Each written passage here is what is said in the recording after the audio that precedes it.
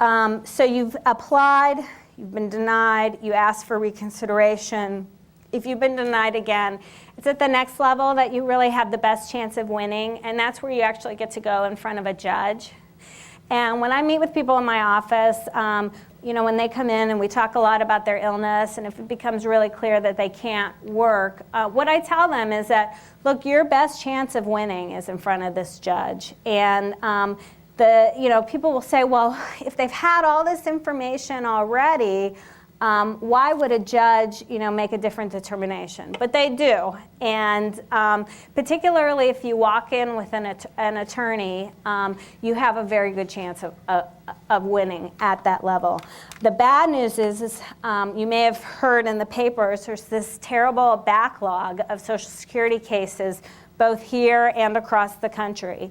In this region alone, there are literally 10,000 people waiting for hearings, and it is an outrage. And in fact, I was at the hearing office the other day, and Congressman McDermott was there because he's gotten so many complaints from his constituents about how long it takes and how stressful it is, that he was there to actually tour the hearing office and find out why it's taking so long. In this area, from the time you ask for a hearing till the time you get one, can take 1.5 years to 20 months. And that's after you've gone through the initial level, and it's after you've asked for reconsideration. And so unfortunately, if you are in the situation where you've been turned down at the initial level, you can be looking at a 2 to 3 year process. But again, you should really stick with it.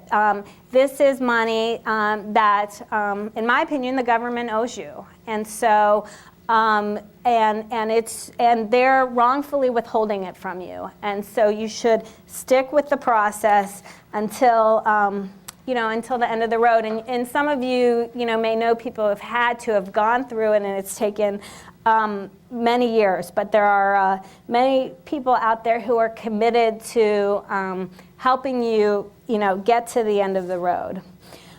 Even if you go to a hearing and you lose, which does happen from time to time, there are between 6 and 12 judges in this region who do Social Security hearings. And 2 really come to mind as people who are very biased against claimants with fibromyalgia. And then there are other judges who really get it. Understand that the illness can wax and wane, understand that you can have, a period of 2 or 3 weeks where you're out gardening and you feel great, and then suddenly, you're in bed for a month. But if you're unlucky enough to get one of what I would call the bad judges, and I think my contemporaries would call them the bad judges as well, you can always appeal again. And fortunately, the law in this area is really good, and so you can end up, even after you've had to appeal and appeal and appeal, you can end up winning. So that's kind of how the process is, and I'm going to move over to my tips. But does anyone have any questions at this point? Yeah. Is it a pretty hard and fast rule that it's 5 years out of 10? I mean, what if it's 4 out of 10? And because that's the since my husband has a career, that would be negated completely, just the income alone. But the last time I worked was 2001. Okay, so what you can do is you can call the 800 number that's on here, and you give them your information through a series of prompts, and then you finally get a live person on the phone, and then you give them the same information again. And then you say to them, I want to know if I'm insured. That's all you have to say. I want to know if I'm insured. I want to know if I'm eligible for Social Security disability insurance, and they know what that means. And they will tell you, yes, you're insured through year, 2010. Or they might say, you know what, you're insured up until 2004. And if that's the case, that means you have to show that you were disabled as of 2004. and you continue to be disabled. And I see some kind of quizzical looks, but the way Social Security looks at it is when you work, you're paying into an insurance program, which is called Social Security.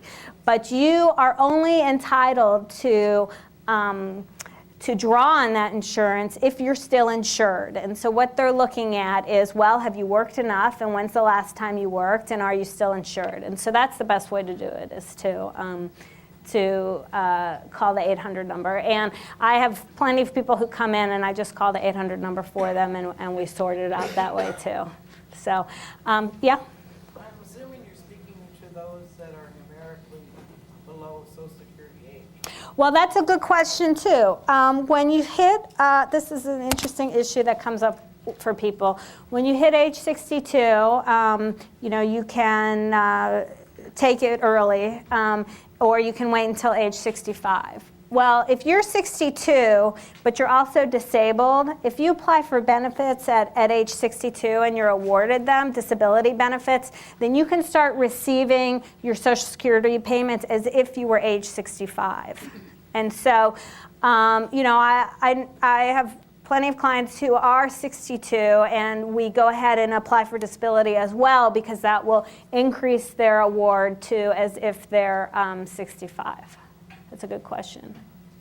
Yeah? Is it true that when they send you to a doctor that you can go to your own doctor instead of the doctor they send you to? No. Unfortunately, when they send you to a doctor, you need to go to who the person they're sending you to. It's just, again, be very forthright about all the problems you're having and all the limitations that you're having, but you do have to go see their doctor. Yeah. Are they required to send you to a doctor near where you live, or? They do try to accommodate. They do try to accommodate that in terms of, in my experience. And there may not be a doctor near where you live, but if there is one, that's what they'll do. I should say, yeah, I'll take your question, and then I want to add something else. Go ahead. I'm going through the SHS. Yeah. To apply my disability. Well, I checked with my caseworker, and she told me that they've lost my application. They're saying I have not applied. Okay. Well, What do I do from this point? you're not the first person I've heard that from, and you need to immediately reapply. And that, because some people will think, well, I don't want to start all over again because I already have an application out there. If you start all over again, then you can tell them, I have a prior application, but don't wait. I applied in October, and then I went back to my case manager because situations have changed. Yeah. And I had to add some different problems onto there. Yeah. And she redid all that and sent it back in, and they're still saying they can't find me. That is very unusual, and I would go to an attorney at that point and let someone who deals with the Social Security Administration every single day try to track down what's going on your case.